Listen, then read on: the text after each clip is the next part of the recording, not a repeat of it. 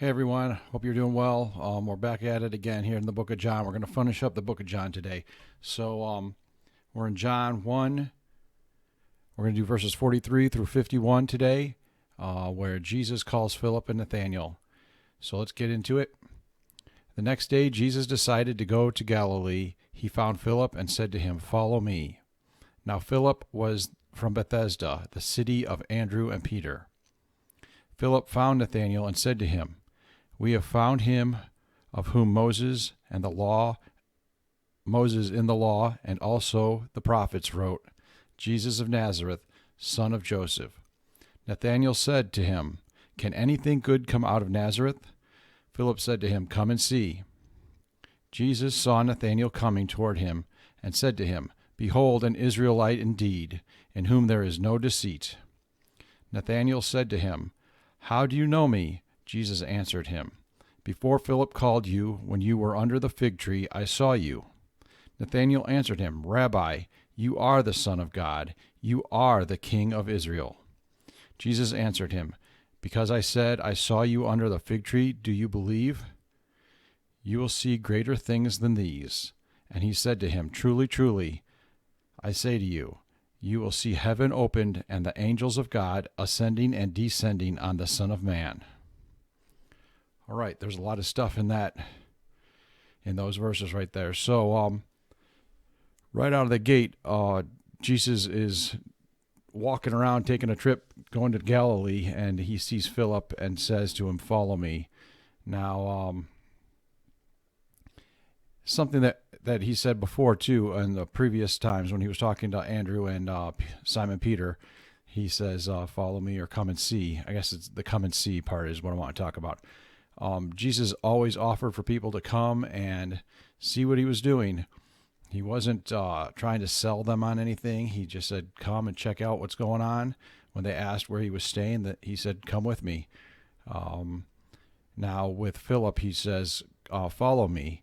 And he's not chasing people around, trying to get them to. He's not trying to coerce people or saying, "You got to follow me," or he's just making an offer and letting them make a choice. So he's a God like that. He's not going to chase you down. He's not going to. He'll pursue you. He'll definitely pursue you, but not in a way that. Not in a way where somebody's like chasing you because they're trying to convince you of something. He's going to pursue you because he loves you. Just like I don't know if you've ever had anybody in your family that has had an addiction of some kind, and it's a matter of life or death, and you love them, and so you pursue them because you love them, but not because you're trying to get them to do something for your benefit. It's just because you know what they're doing is hurting themselves, and you want something better for them. So Jesus realizes he knows he's the Messiah. He knows he's the only way to heaven. And so he's saying to these guys, "Come follow me." And they do. In this case, they do. Let's look at verse 44 there. Now Philip was from Bethsaida, the city of Andrew and Peter. So these guys probably knew each other. And Bethsaida was a pretty good sized city, but chances are they probably knew each other.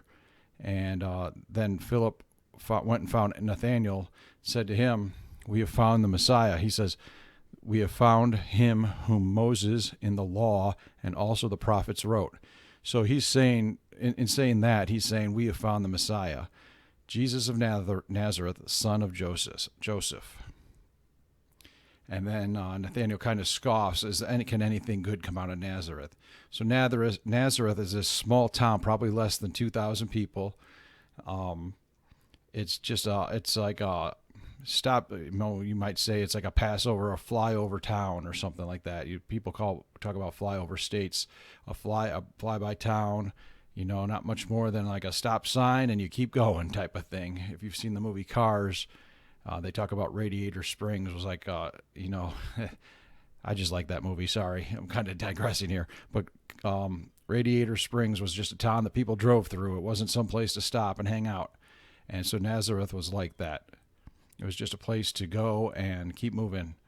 You didn't hang out there. And So Nathanael's comment of can anything good come from Nazareth was kind of condescending there.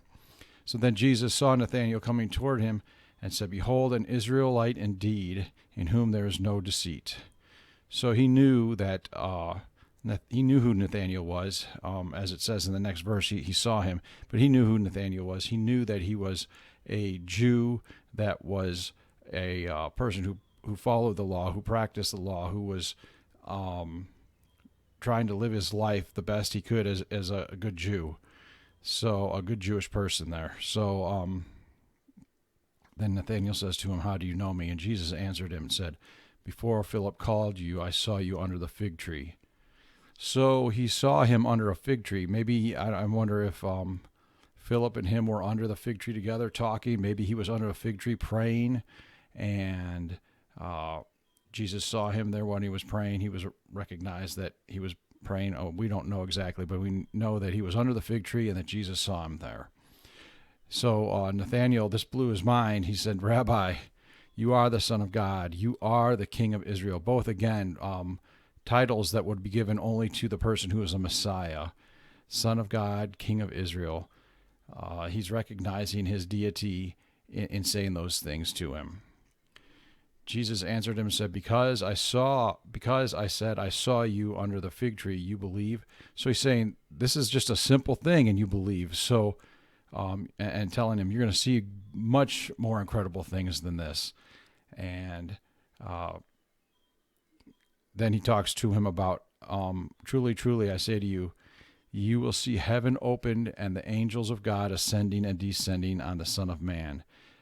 Kind of takes us back to the Old Testament there, but talking about Jesus being the way to heaven. So there's going to be people that tell you you got to do all kinds of stuff to get to heaven. You got to works, you got to follow tradition, you got to do all kinds of stuff.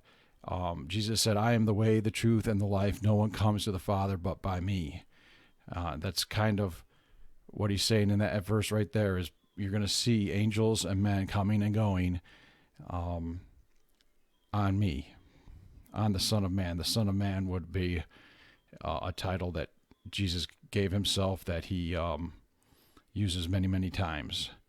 So that's the end of the first chapter of the book of John. I hope you found this to be worthwhile. Thank you if you've been watching, and I hope that you continue to watch. We're going to get into the second chapter of the book of John, and thank you for watching.